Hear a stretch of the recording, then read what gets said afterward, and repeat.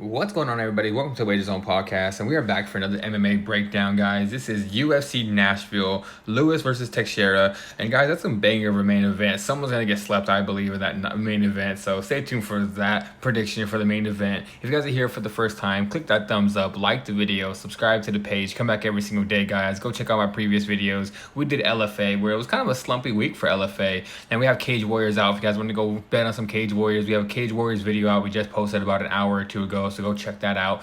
And we do soccer on the daily, so stay tuned for all the videos we have coming out for you guys. And let's cash out for today's UFC Nashville.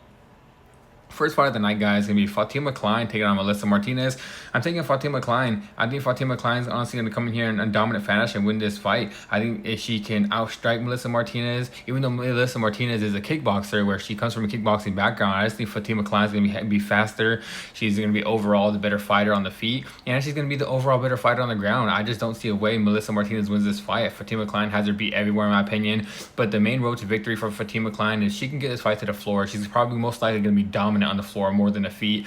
She can probably get the submission victory. So if you want to take that submission prop at a plus 250, I think that's a great line. If Fatima Klein gets her down to the floor, I don't think Martinez is going to be able to stop the submission skills of Fatima Klein. So for this fight, guys, give me Fatima Klein.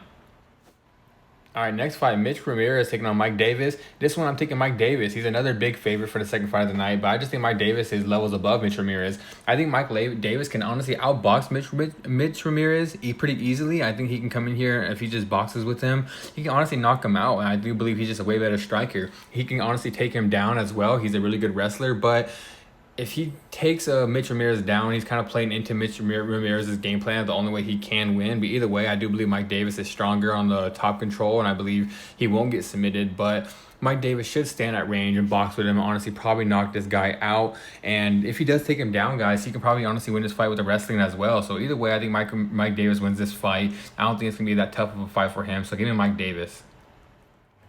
Next fight, guys, Kennedy Nzechukwu taking on Walter Walker. And guys, this one, I am taking Walter Walker. I think Walter is going to be able to take Kennedy down and probably end up getting that submission victory or just hold him out with ground control.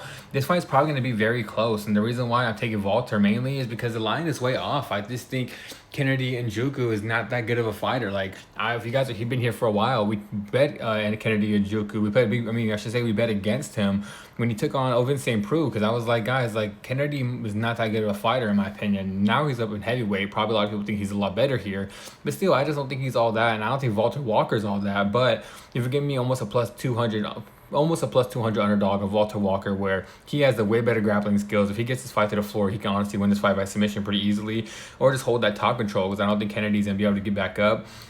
Kennedy is a better striker, but I'm taking Walter Walker, guys. Like I said, I'm taking the underdog. I think Walter comes in here and gets a submission victory.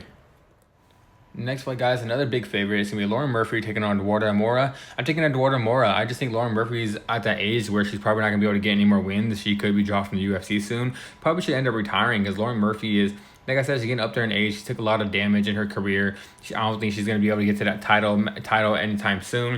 And I think Eduardo Moura is going to eventually probably just put it on her and retire her. I think Eduardo Moura wins this fight everywhere. She's a younger, faster fighter with the striking. She has the grappling skills as well, and I just don't see how Lauren Murphy is going to be able to deal with that speed advantage of Eduardo Moura. So for this fight, guys, give me the heavy favorite. I'm taking Eduardo Moura. I think she probably does it by decision. Next fight, guys, Jake Matthews taking on Chidi Njoku. And guys, this one, or I think it's Njokuani. God, like I said, let me get that correct, his last name, Njokuani. I'm taking Jake Matthews, guys. I know a lot of people are probably going to see this pick and be like, how can you take Jake Matthews? I'm just a Jake Matthews fan, guys. I do like Chidi as well, but Jake Matthews is one of these guys that has been in the UFC for a while. When he came to the UFC, he was very young. A lot of people had high praise for this guy, but it seems like he never got that extra level. It seems like he stayed at the same exact skill set since he's been in the UFC. This one, guys, I believe the striking is going to be pretty even. I know Chidi has a longer fighter with the striking. I know he has a good straight right hand, but at the same exact time, I just think Jake Matthews is going to be able to have the volume of the striking, and he has the takedown ability. I just see a lot more passive victory for Jake Matthews besides Kennedy just landing that hard shot and knocking Jake out, because I don't believe he's going to be able to knock Jake out. I think Jake has a decent chin. I think Jake's going to be the one pressing forward. And if Chidi gets tired, Jake Matthews is going to be easier to take him down and then grind him out with that decision victory. So for this fight, guys, I'm taking Jake Matthews as the underdog. I think he does it by decision in a close fight. Next fight, guys, Max Griffin taking on Chris Curtis. I'm taking Action Man, guys. I'm taking Chris Curtis. I think Chris Curtis has this fight won everywhere, honestly. I don't think Max Griffin's going to be able to use his wrestling against Chris Curtis. I think Chris Curtis has really good hips, has really good takedown defense, and we've seen a lot of people not be able to take this guy down. And Max Griffin getting up there in age. Both these guys are getting up there in age now, but I believe this fight's going to end up on the feet. I think Chris Curtis is just a way better all-around boxer. He's more technical. If you see Chris Curtis, the way he fights, he kind of fights like it's a sparring match where he throws a little bit of output, but I should say like a lot of output, but it's not little hard strikes. He never lands those hard strikes where he tries to knock you out, in my opinion. I just believe Chris Curtis is going to be able to just stand on the outside and box with Max Griffin, stop some takedowns, and probably end up winning a decision victory. So for this fight, guys, give me Chris Curtis. I think he does it by decision. Next fight, guys, Junior Tafa taking on Tuco Tucos. And guys, this one, I'm going to be taking Junior Tafa. Junior Tafa is making his light heavyweight debut. Probably a weight class he should have been at for a while. If you look at Junior Tafa, he just looks so out of shape at heavyweight. He looks slow. He looks lethargic. Probably shouldn't have been up there fighting against those bigger guys. And now, if you guys see his training videos, this guy looks a lot faster. He is ripped. He looks like he's down to the weight class he should be at. And Junior Tafa also trains with Navajo Sterling. Navajo Sterling went out there and just beat Tuco Tucos. And Navajo Sterling is really new into the sport, a really good kickboxer, just like Junior Tafa, and he went out there and beat Tucos in a very close fight, but then he ended up landing the harder shots, and I believe he's going to end up being able to show Junior Tafa how to beat Tuco. I think Tuco is going to eventually get knocked out in this one. Both these guys' chins are not really there. Honestly, I would say both these guys don't have the best chin, especially Tucos. He doesn't have the best chin, so Junior Tafa lands on any of those hard right hands or any of those hooks on him, he's probably going to end up going to sleep. But Junior Tafa should watch out because Tucos does hit hard. If he lands any of those shots on Tafa could get knocked out. But I just believe now he's at the right weight class. He's going to be a lot faster at light heavyweight. Looks like in more physically better shape, and I just think Junior Tafa is going to have a really good light heavyweight debut. So for this one, guys, give me Junior Tafa. I think he does it by knockout. All right, this fight, guys, Victor Petrino taking on Austin Lane. I'm taking Victor Petrino. I'm not the biggest Petrino fan, but I do believe he comes in this fight and wins it by knockout, either if it's going to be by ground and pound or if he's going to end up knocking Austin Lane down.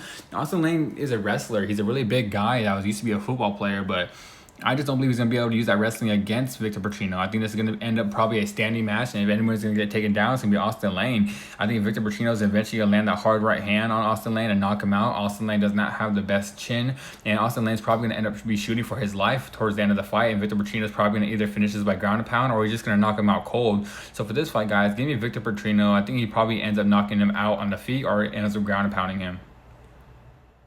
All right, next fight, guys, Nate the Train Landwehr taking on Morgan Charriere. And this one, guys, I'm not going to lie to you.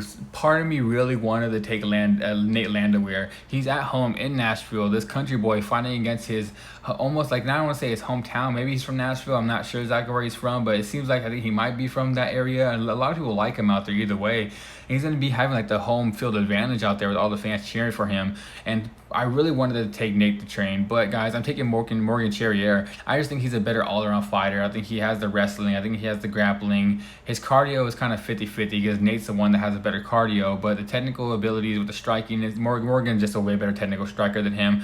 Morgan, the only thing I have a problem with is him not throwing out the output. He tends to sit there and land a little bit of punches at a time and then trying to land the hard shots. He just lost a fight to Nathaniel Wood where I took Morgan. It kind of got me really mad because it seemed like he was just not throwing the output out there. If he would have just threw more output, he would end up beating I just said his name. I can't remember who I just said his name, guys. I haven't brain fart, but he would end up winning his last fight. But this one scares me, but I'm taking Morgan Charriere. I think he's going to do it probably by decision. I think it's going to be a close fight. Could be a split decision going back and forth because Nate is just a dog and it's going to be moving forward. But I'm taking Charriere. I think he's going to end up using his technical ability, stay on the outside, land some shots, and hopefully he throws a little bit more output on this one. So for this fight, give me Morgan Charriere.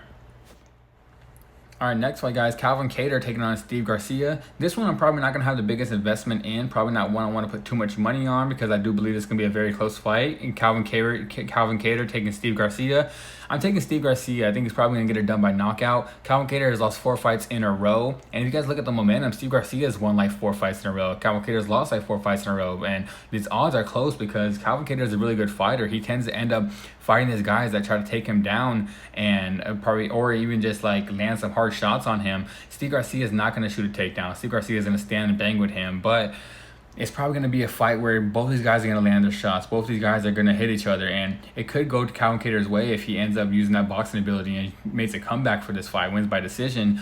But I just think Steve Garcia is the guy that has the power. He's going to be sitting there landing some shots, and I think eventually he's going to knock out Calvin Kattar. Calvin Kattar loses this fight, he will be dropped from the UFC. I'm pretty sure, losing his 5th fight in a row. And so, but guys, like I said, I'm not going to put too much investment in this one because I'm a big Calvin Kattar fan. I think he's a really good boxer. I think this is going to be a very close fight, but the pick is going to be Steve Garcia, and I think he probably does it by knockout. Next fight, guys, Wonderboy Thompson taking on Gabriel Bonfim. And guys, I'm a big Wonderboy Thompson, so part of me really wants to take Thompson in this one, but I'm going to be taking Bonfim.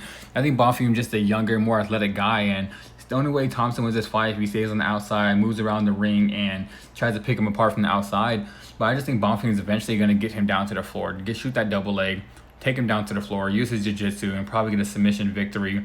Stephen Wonderboy is not the easiest guy to submit, but I just think Bonfim's jiu-jitsu skills are legit, and if he gets this fight to the floor, I think he's just going to be levels above him on the ground. If Wonderboy wins this fight, as a fan, I'll be happy for Wonderboy. Don't get me wrong, I like Wonderboy a lot, but at the same exact time, I just think Bonfim's going to come in here, like I said, take him down and get that submission victory. So for this fight, guys, give me Gabriel Bonfim.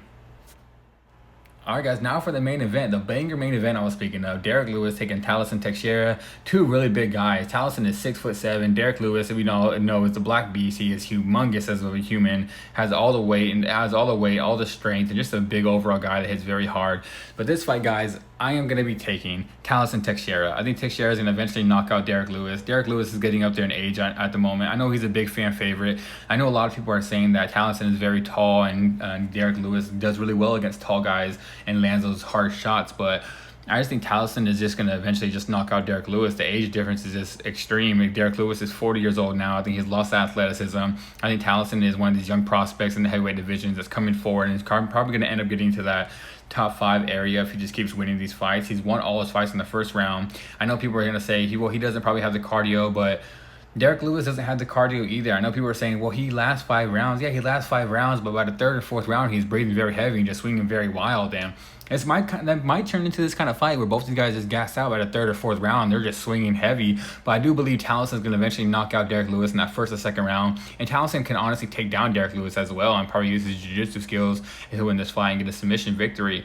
I don't think it's going to be a submission. I do believe it's going to be a knockout for Tafa. But either way, guys, I just think Tafa is going to win this fight. He's a younger, he's a bigger, he's a faster opponent. And I just think he wins this fight probably by knockout. So give me Tafa Teixeira for the main event. And alright guys, that is it for today's video. Like I said in the beginning, like the video, subscribe to the page, come back every single day, guys. The description, it will have my bets in them. If you guys are here for the first time, check out the description. About an hour and a half after this video is posted, I will have the bets I'm taking in the description. If you guys want to tell me, if you guys want to fade me, let me know. Leave a comment in the description, leave a comment and let me know if you guys agree or disagree with any of my picks. Let me know if you guys see anything I'm not seeing, and I really appreciate the feedback. So, alright guys, I'm out of here, and I'll see you guys next time.